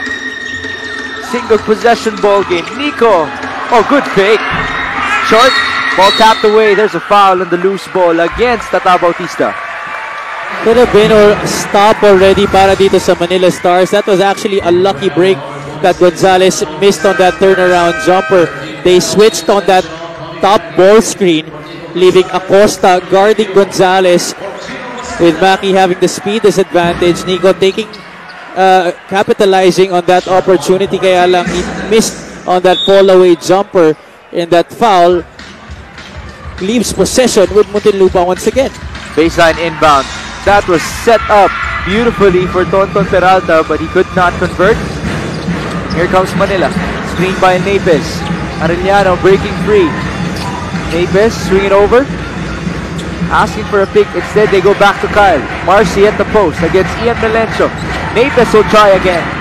Another three-pointer. Kyle Nepes. What a night for him.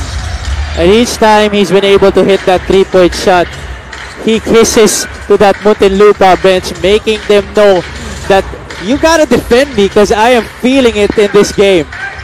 Suddenly, we had to look for Ira Pablo Nepes, whether or not she is in the Muntinlupa bench. Or, yeah, mukhang wala. So, I believe she's sitting under the Manila goal. Manila goal. So, malayo yung halik. Para sa team niya talaga yun. Ooh, there is a charge here against Marcy. Aggressive defense on ball by the Muntinlupa guards.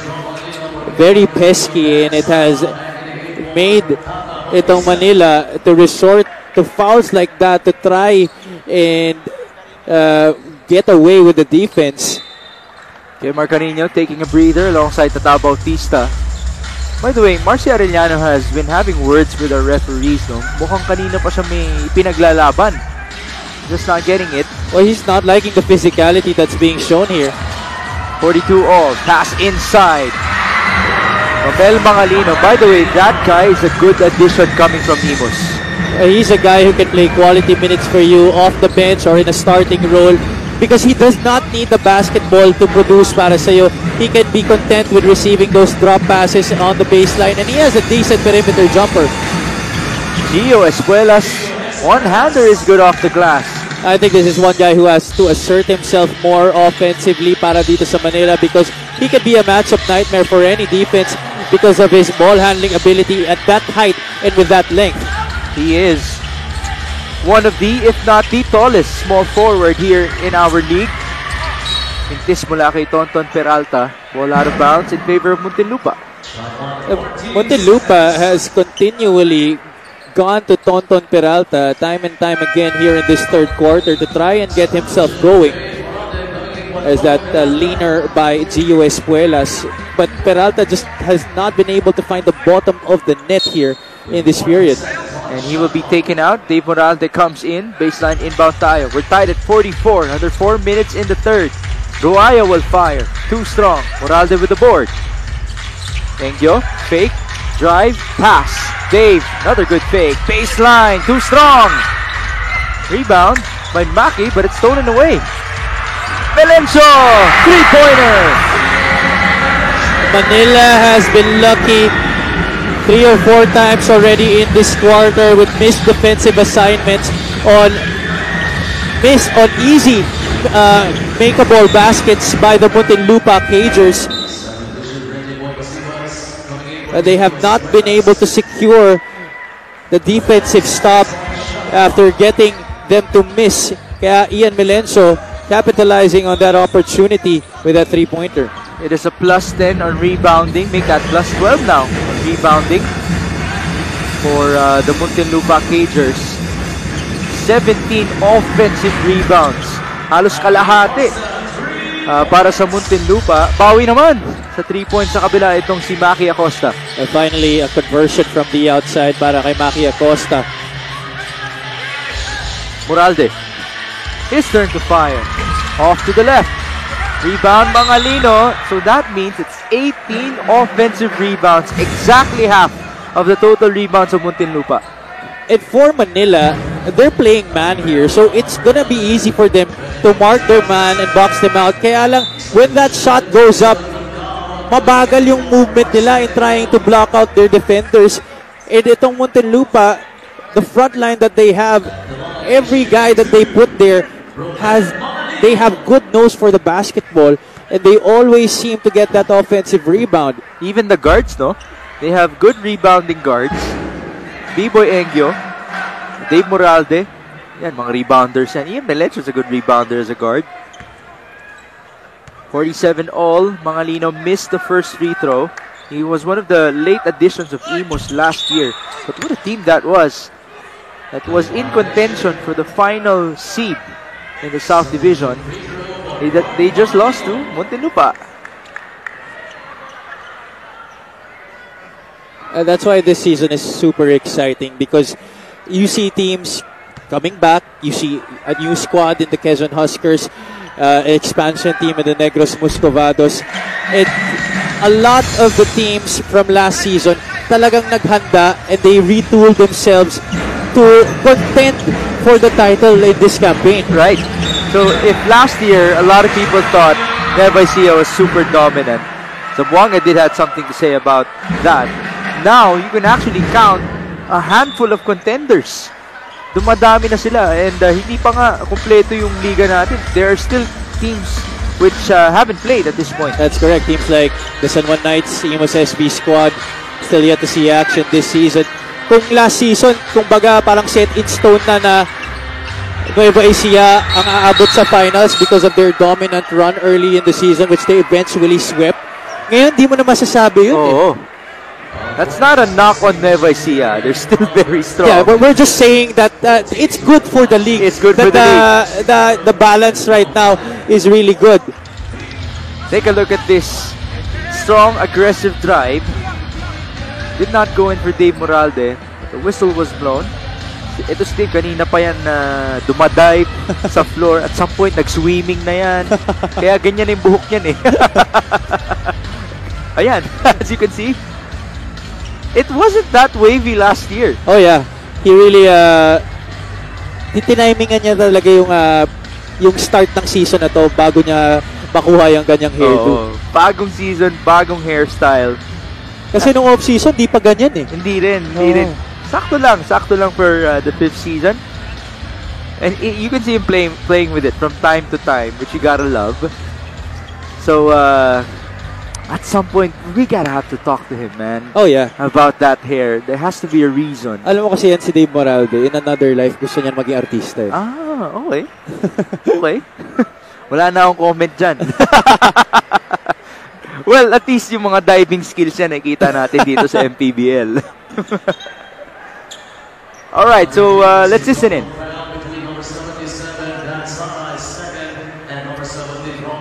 Also his second foul, resulting in a jump ball possession. Arrow is pointing Muntinlupa Cagers Paramount Logistics.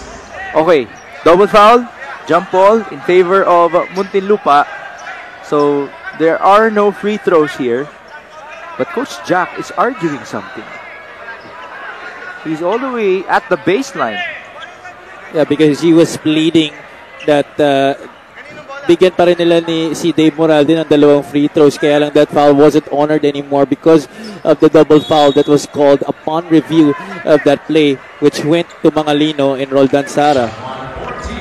So instead, it's just going to be a baseline inbound para dito sa Cagers. 48-47, 2.5 minutes remaining in the third. Ian Melencio, good fake. Pass inside. Beautiful setup. Ian Melencio to Dave Moralde. And that is going to be a tech. Melencio telling Moralde to calm down. Got the better of himself there. His emotions. Ito si Dave Moralde. Got really excited after that great setup. Look at that bullet pass right on the money. And the finish with the left hand over the defense nito ni Kyle Napes. That's the thing. Ian Melencio knew where Dave Moralde was because Dave was the one who inbounded. Perfect setup right there. And you can imagine the chemistry between those two dahil nanggaling Bacoor yung dalawang yan. And you know what, Dave Moralde and Kyle Napes, high school pa lang, rivals na itong dalawang to. Of course, Kyle Napes coming on over from the NU program. Sorry, UST pala muna in high school. And then coming on over to the NU level in the seniors division. While Dave Moralde, San Beda Red Cub, San Beda Red Lion, and eventually UP Fighting Maroon. Oh, it looks Dave like Moralde having an ejection. yeah, he is ejected. That's why the fans had to react to that.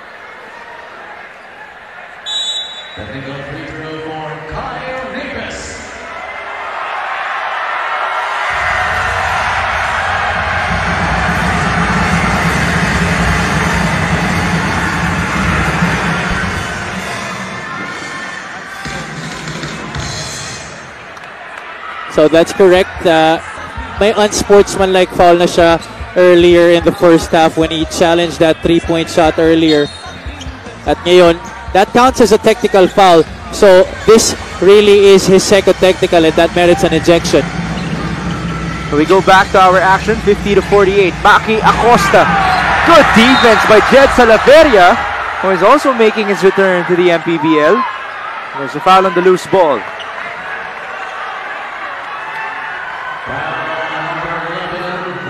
Could be a big loss para sa Muntinlupa in this game. Dave Moralde has been playing splendidly.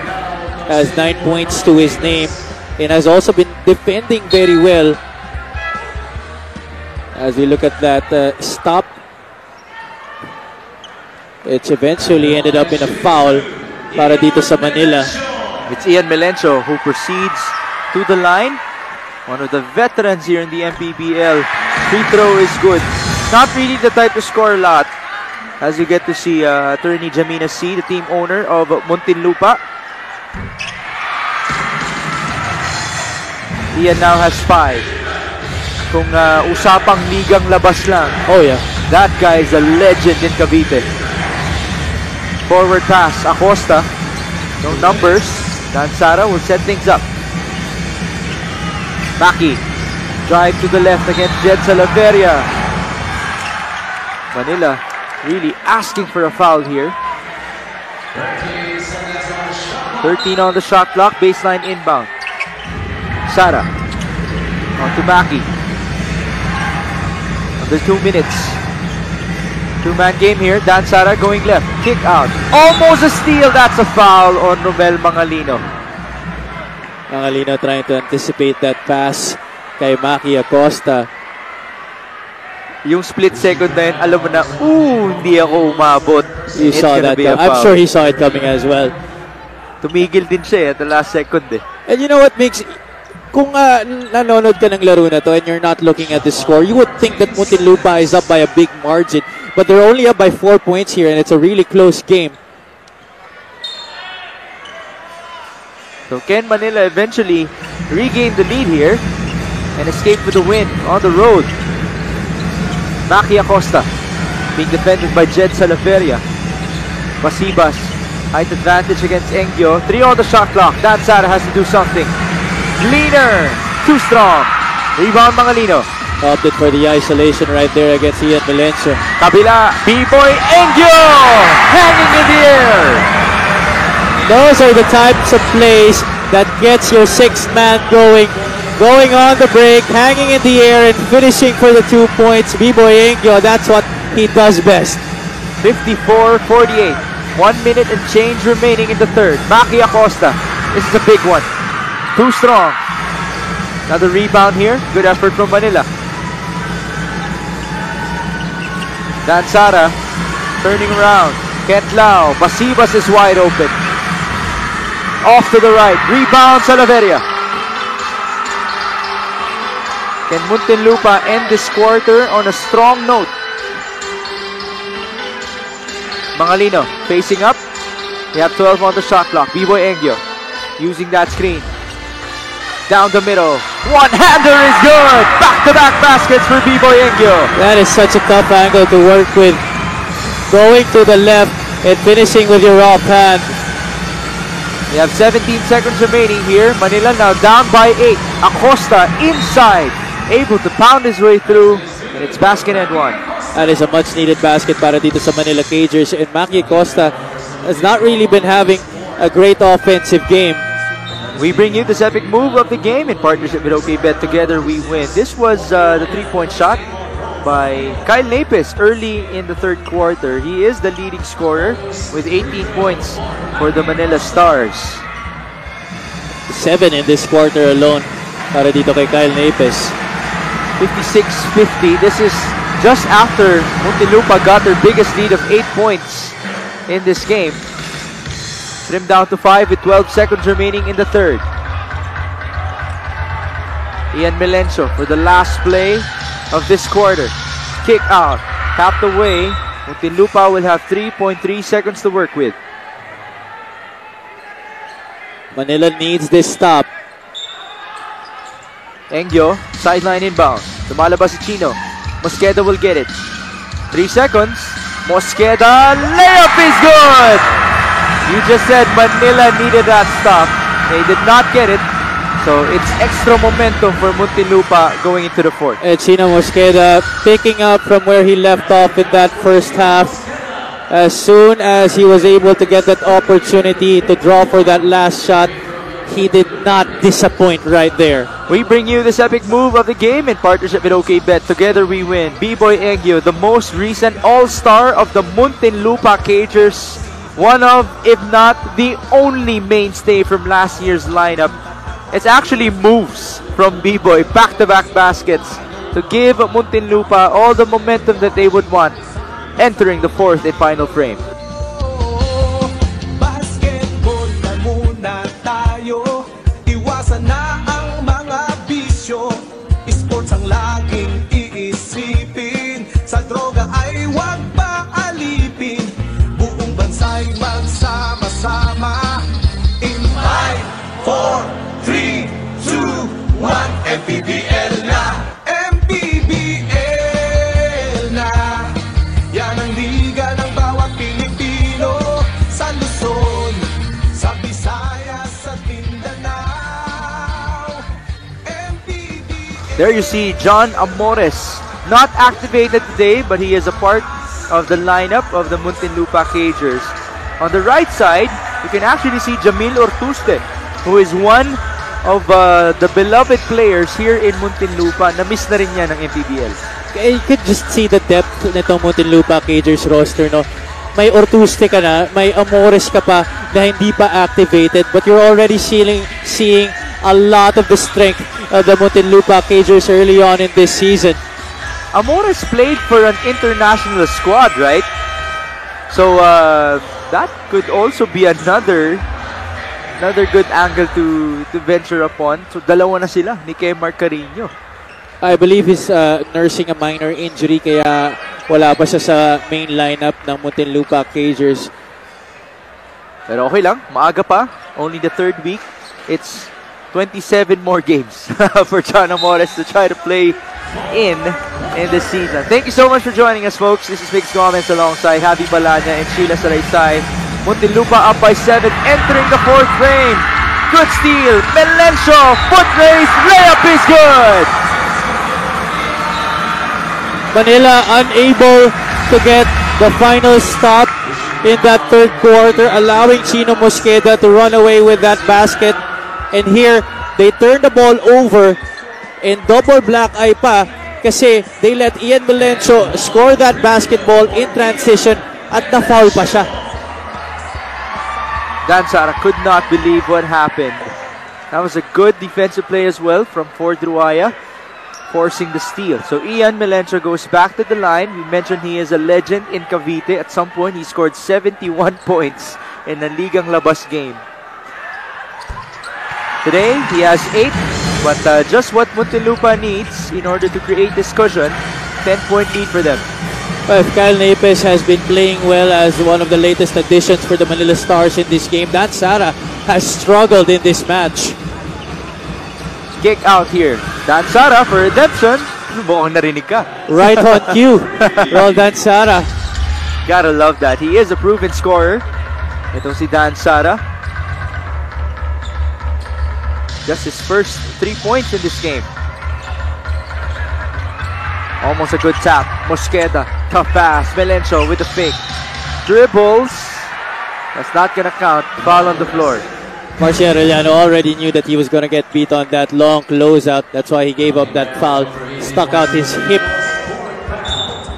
There's that kick out. Pasibas to the other corner, finding Dan Sara. Now, as much as you mentioned that he has struggled, ito yung mga nakakatakot sa mga manlalaro tulad ni Dan Sara. Sa fourth quarter, baka pumutok yan. Exactly. As soon as he starts to catch fire, no, they're very deadly. And he is no stranger to clutch moments. B-Boy Engyo, also no stranger to big-time moments. And he just really feeds off of this crowd here at the Muntinlupa Sports Complex. He is loving the energy being given to him. 9 points for B-Boy Engyo. 10-point lead. Back up for Muntinlupa. Here's Tata Bautista. Two-man game. Tapped away in favor of Manila. Tata Bautista has had numerous opportunities handling the basketball in this game, but I believe he is better off being set, running off some screens, and getting him for that three-point shot. That's what he's known for. Couldn't get some angles here. Acosta faking the pass. What a turnaround from Maki. Maki Acosta starting to heat up right here in the second half. Only had 3 points in the first 20 minutes. It's 8 points for Maki, but his shooting is 3 out of 11 from the field. There's a foul on the other end. Take a look at this previous move. Acosta faking the handoff. Basic big man move yan eh, no? Going for that turnaround. But yeah, you know, Tata Bautista, they really have to set him up here. But maybe you could also give a lot of credit to the Muntinlupa defense, because each time Manila tries to set up Tata Bautista to go off for a good look from the outside, ang ganda nung denial nila. It is Jed Salaveria who is at the line, also one of the returning players of Muntinlupa. There's a press here. Marcy calmly breaking it down. That's the best guy you want to have in terms of breaking presses. Bautista, too strong. Dan Sara on the reverse. That's what we've been talking about. This guy can be very dangerous. Getting the offensive rebound right there off of the miss by Tata Bautista. That was an air ball by Clark. But Dan Sara able to capitalize. Oh, there's a charge here. But will the basket count? Referees will review it just to be sure. Take a look at what happened. Sabay eh, yung tira, tsaka yung, what's that? Pull down, take down on the foul. Alright, so referee Julius Tiquio is now talking to our head of referees, George Maxino, at the sidelines, just to be sure with the call. Now he will approach Richard Tampos for the official announcement inside the Muntinlupa Sports Complex.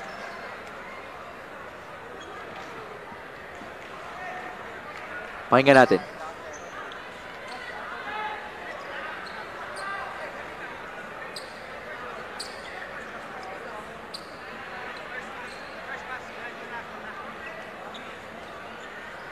Here it is. Basket counts for Ian Melencio. Foul on number 29, Jed Salaveria's first. Alright, so it is gonna count. It usually counts. Pagsabay talaga yung foul tsaka yung shot. if the foul was away from play, they usually referees count it. Pag ganun, okay lang eh, no? Kasi naka 2 points pa naman kayo.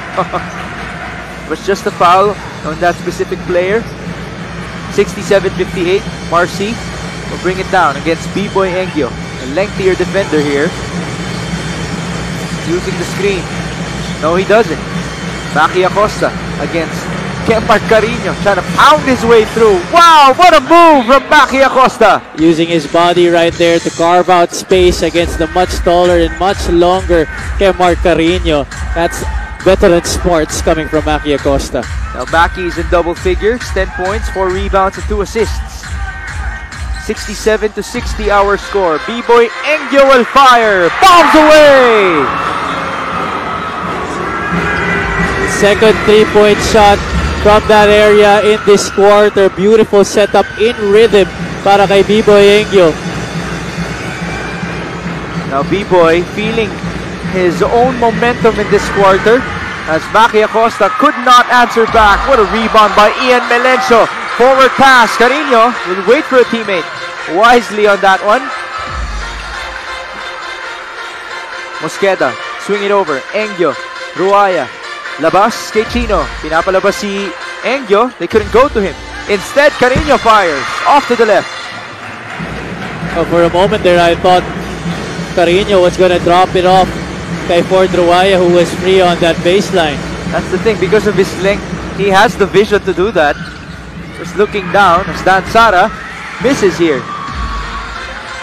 Shooting has not been the best for Manila tonight.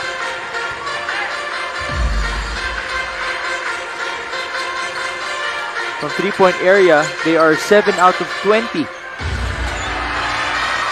Ian Melencio, Mintis. Ooh. A moment right here being shared by Maki Acosta and Ford Ruaya. Hindi pala, ayaw ni Ford. He pushed away Maki. Tatayo na ako, bahala ka dyan.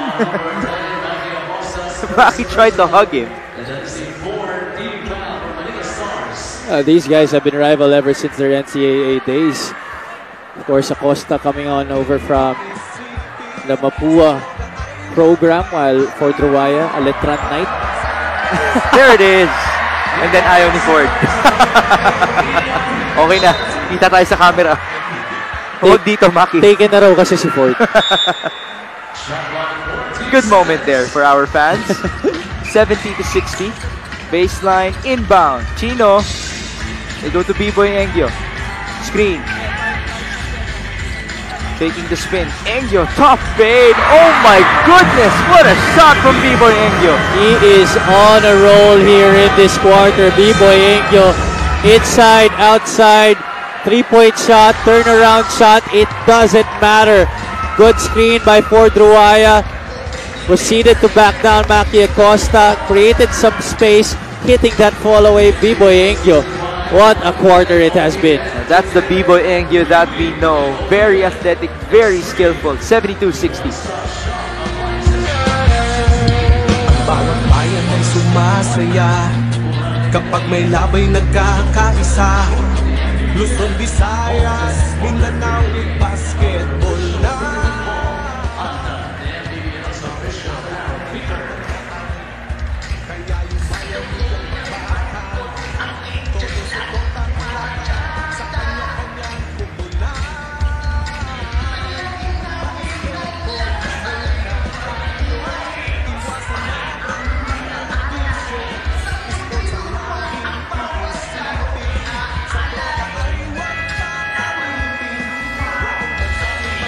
For hashtag Defend the Cage Part 2, it's looking good for Ford Ruaya and company. 72-60 is the score in favor of the Muntinlupa Cagers. B-Boy Engyo is now catching fire for them. 14 big-time points for B-Boy. Tata Bautista. Oh! That's a bump from Clark Bautista, who is arguing that he was getting pressured too much by Chino Mosqueda before he had to bump it. Oh, it's just a pesky pressure defense coming from Chino Mosqueda, something that he has been known for throughout his MPBL career, playing both ways para dito sa Muntinlupa Cagers. And he's the type of pesky defender na matangkad and Yes. lengthy, no? Athletic as well. He's quick. So, kaya niya makipagsabayan sa mga guardia dito sa ating liga. Couple of substitutions here. 5.5 minutes remaining. 12-point lead for the home squad. They go to B-Boy. Inside, Carino tried to kick it out. The fact that you're seeing Nico Gonzalez at this point of the game is such a good testament to this Muntinlupa team. The depth that they have at every position makes it's not just one spot. From point guard to off guard to your wing players, kahit sa sentro eh. Oo. At hindi pa kompleto yan. Again, may John Amores yan, may Jamil Ortuste among others na hindi pa activated. Yeah, you know, and these are players na hindi naman basta-bastang role players lang. Engyo misses. John Amores is a guy who can really get you points, also defend well. Jamil Ortuste, proven scorer here sa MPBL. Arellano onto Maki. Good defense. A block by Carino. Forward pass for Ruaya against Marcy Arellano. Ruaya cannot be denied. Because Manila is unable to get the shots that they want on the offensive end, nadidemoralize sila agad-agad. So hindi sila bumababa on transition defense, preventing the attacks of the Muntinlupa Cagers from getting easy baskets. The other end, second opportunity here for Manila. Dan Sara losing his defender. And a foul will be called on Nico Gonzalez. And it's also because of the great defense of Muntinlupa na uubusan ng energy yung Manila Stars. We bring you this epic move of the game in partnership with OKBet. Together we win. How about that? For Duwaya running the floor against Marcy Arellano of all people. And he celebrates by doing that little celebration.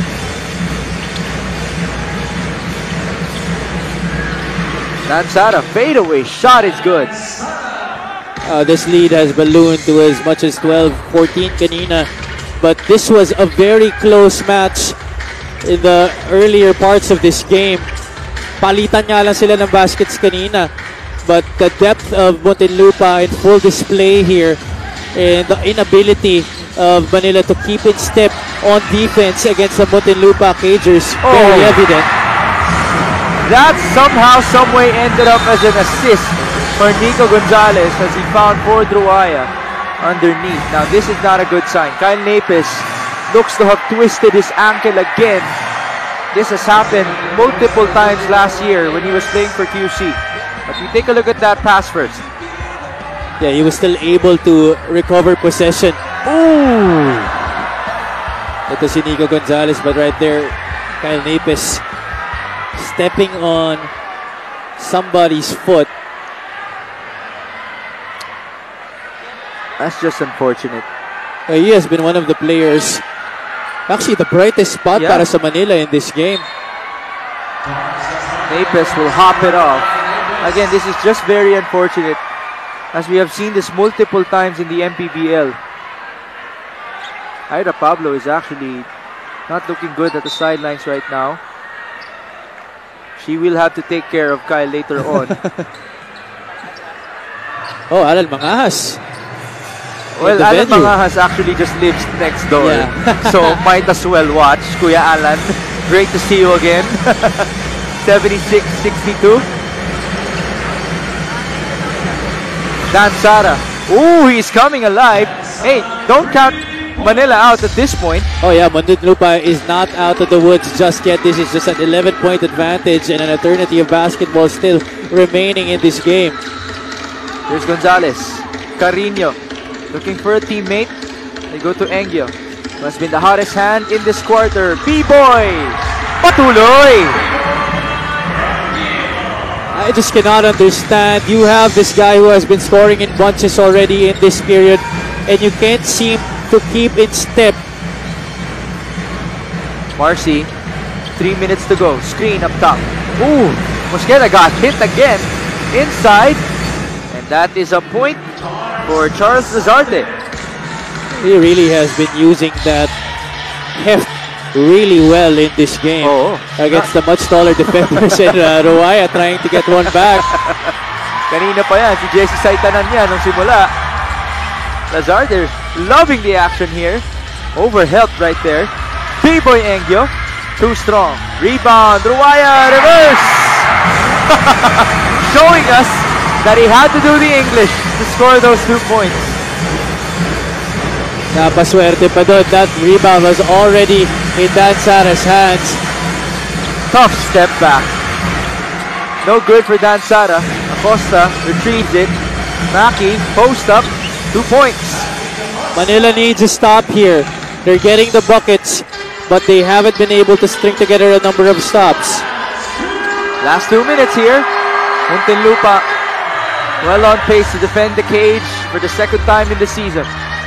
Gonzalez for 3. Homegrown magic. Nico Gonzalez from downtown.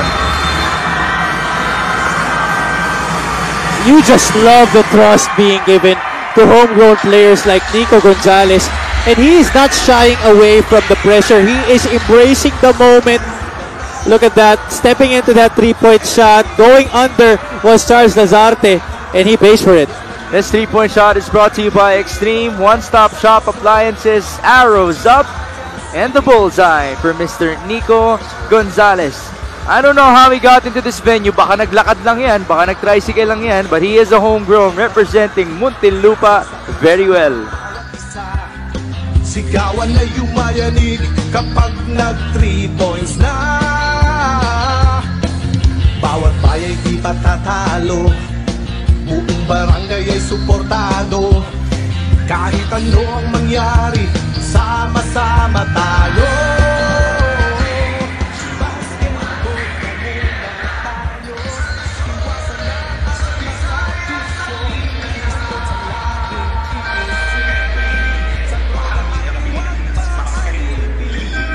As you can see, the Muntinlupa faithfuls are still staying inside their very own sports center, enjoying the action as they are well on pace to get a taste of their second victory in this season, 83-69. And what a way for you to start your season, no? Your first 2 games on your home court. Yeah, and might be able to come away with a 2-0 record. That's a block. Lazarte just putting his body onto Jed Salaveria. He has just loved the challenge of going up against this Muntinlupa front line. Charles Lazarte, again, is not the tallest of big men, but physicality-wise, hindi siya nagkulang. He definitely fits the bill of hefty lefty. Oh, Siyempre, just not at the level of a Jason Perkins, but he has played quality minutes para kay Coach Tylon Darwin in this game at that 4th spot. he is bulky, no? Yeah. And he also has a touch of speed. Ooh, demolishing Jet Salaveria. It's like a freight train ramming through. It looks like a fan was saying some words onto Lazarte, and so that fan will be escorted out. Okay lang yan, sir, dahil 1 minute and 42 na lang din naman ang natitira, but hopefully hindi na maulit yan sa next games.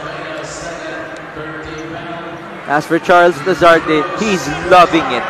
There are players who feed off of those kinds of interactions. First free throw is good. May patingin pa sa crowd after that make. If you're gonna name players who really try to play and compete dito para sa Manila, that guy is definitely one of the people at the top of the list. If you would actually just reverse home courts today, if he were in Manila, he would be the crowd favorite. Oh yeah, for sure. Gonzalez able to cross it. Mosqueda wisely turning around, giving it back to the homegrown Nico Gonzalez with 10 on the shot clock. Sizing up Pasibas. Looks like he wants the ISO.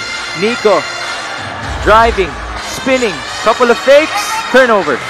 One guy ahead. Dan Sara will pull up. 3-pointer is good. It's a 10-point game. Oh, Manila needs this stop.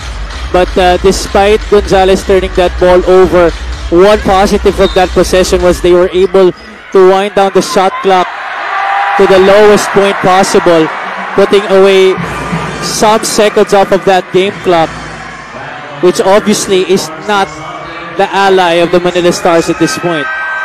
Lazarte was called for a foul away from the basketball as Ian Melencio checks back in here for Nico Gonzalez.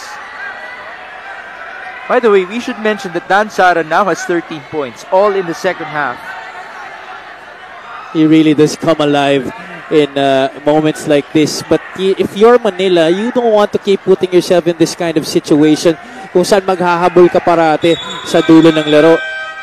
Because you expend too much energy at pag kinakapos ka talagang it's demoralizing eh. Referee's trying to clear something up here at the sideline. Oh, there's going to be a challenge here by Manila with 1 minute and 2 seconds remaining. And one of the newest innovations this season ng ating liga.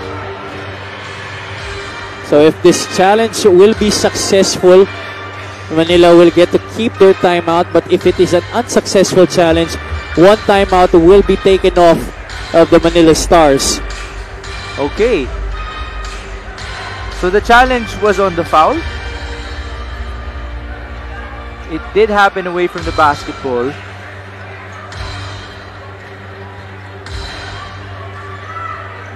Since Manila is in the penalty, a Muntinlupa player will be taking free throws if that challenge is unsuccessful and the call stands. Well, at this point, with 1 minute remaining, might as well. Let's see. So si Ford Ruaya, ayun ang bangga. Is that a foul?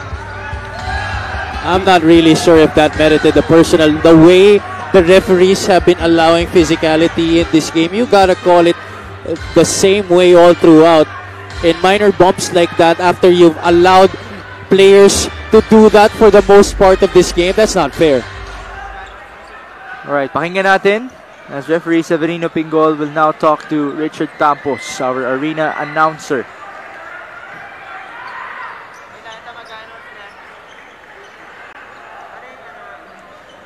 Unsuccessful challenge, foul on number 32. It is a foul. Charles Lazarte. On Lazarte. So free throws Penalty. tayo para kay Ford Ruaya. Maki Acosta together. And ever since the incarnation of the challenge dito sa ating mga laro, you know, these are the types of calls that are very hard to challenge, yung mga fouls. Kasi nakita na ng mga referees eh. So there's really no way of changing their interpretation of that call, even with that replay.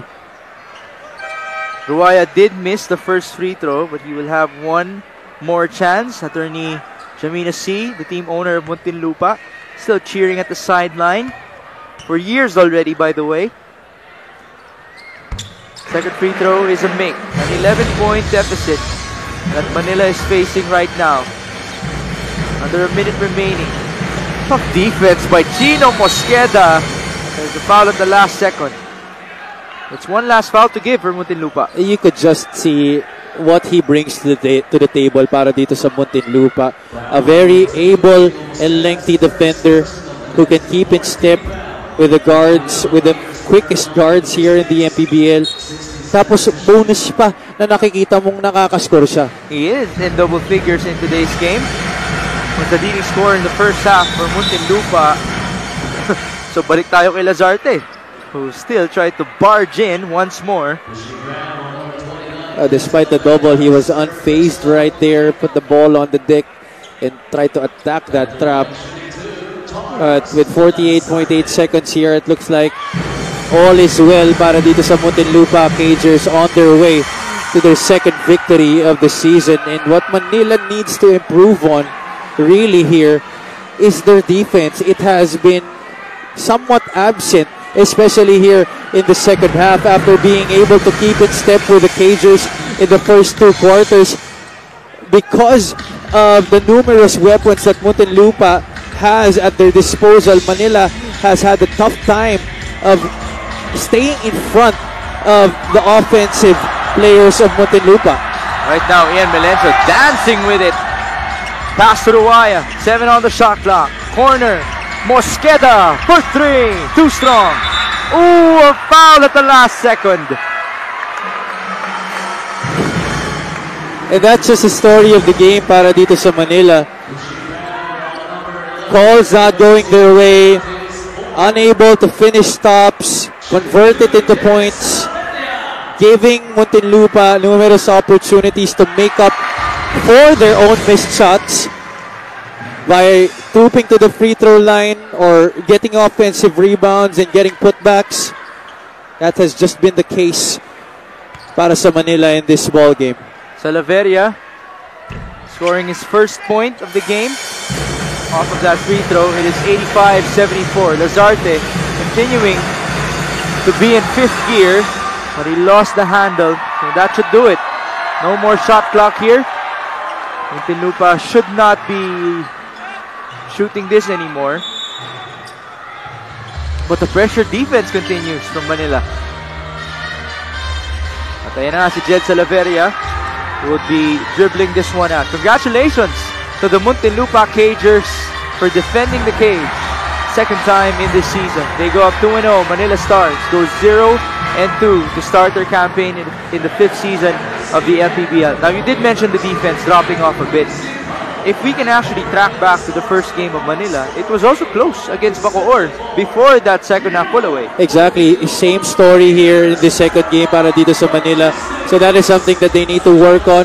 They're lucky that there's going to be a long season, so there is a lot of time to address these kinds of issues. These are issues na hindi naman talaga mahirap na baguhin, no? It just takes effort and awareness dun sa inyong mga players to be able to correct that. Now we have our player of the game brought to you by OKBet, the official partner of the MPBL. With OKBet, together we win.